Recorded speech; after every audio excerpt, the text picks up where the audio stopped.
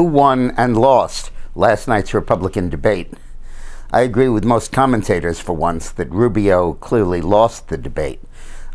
His expectations were high going into the debate because he showed great momentum moving up in Iowa to a very close third place, very close on Trump's heels in second.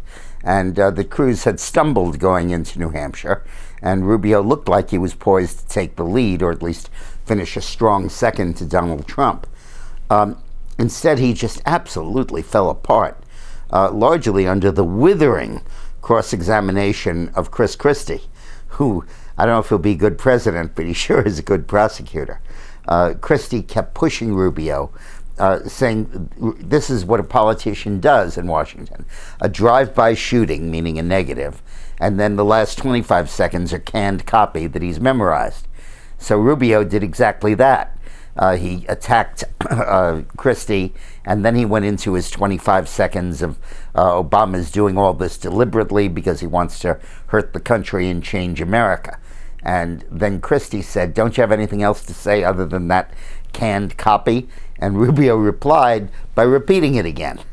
And then later in the debate, when Christie accused Rubio of abandoning his Gang of Eight bill, his immigration amnesty proposal, and letting it die, Rubio gave a defense where he said it couldn't pass, and that's why he gave up on it. And Christie repeated the charge, and Rubio repeated the same defense, again with this canned copy at the end. Rubio looked very weak. He looked overmatched. He looked a little bit like a high school debater plunged into a presidential contest. At times he had deer in the headlights eyes. And I think he really cooked himself in this debate.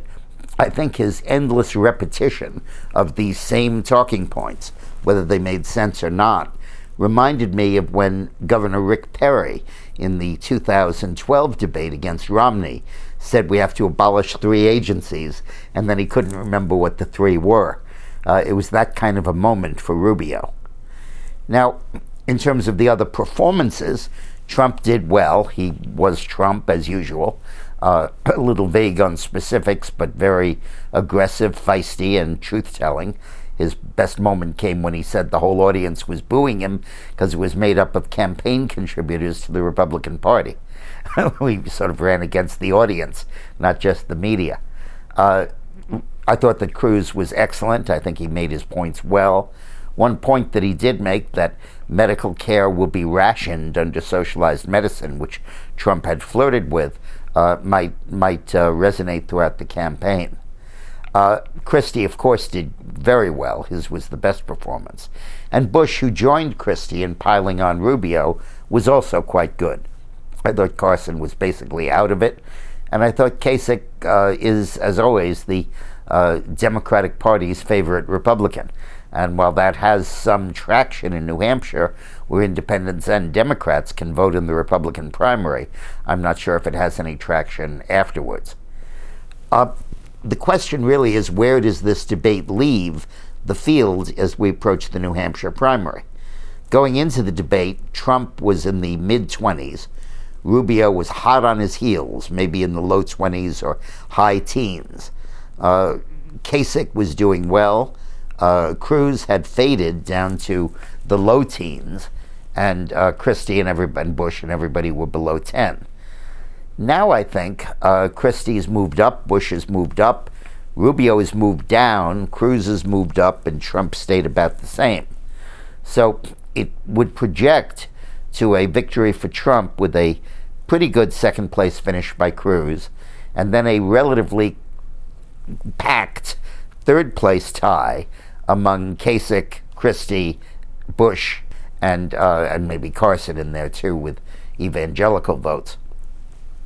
It sets up the possibility that you're going to have exclusively a two-way race, that the field for third place is so crowded with so many candidates that nobody will be able to amass enough votes to move into a clear third place to make it a three-way race.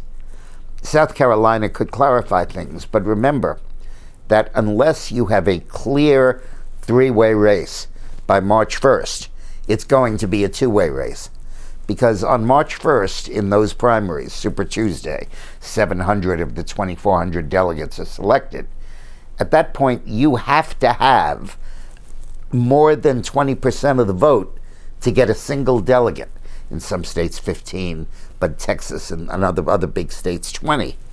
So if you have Bush and Rubio and Christie and Kasich all bunched around 10 or 12%, that's fine, but they're not going to get 10% of the delegates. They're going to get 0. And only the candidates above 20, in this case putatively Trump and possibly Cruz, would share in those delegates. And the question is, can this middle field of these 5 other candidates shake out to a point where one emerges and makes it a 3-way race while the others fall by the wayside? That looked like it was going to happen in New Hampshire. But now with Rubio's terrible performance, and Christie's great performance, and Bush's good performance, and Kasich doing okay, we can't tell if that's going to continue. Will there then be a bunching, or will another hope emerge and make it into 3rd place, like Christie? We'll see. On Wednesday, right after the New Hampshire primary, I'm going to tape a new podcast. That's my half-hour, 40-minute dissertation on what's going on in the election, where I can go into much more depth than I'm able to in these short videos.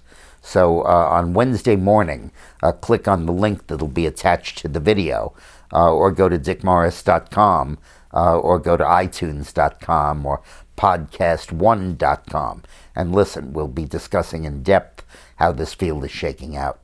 Thanks for watching.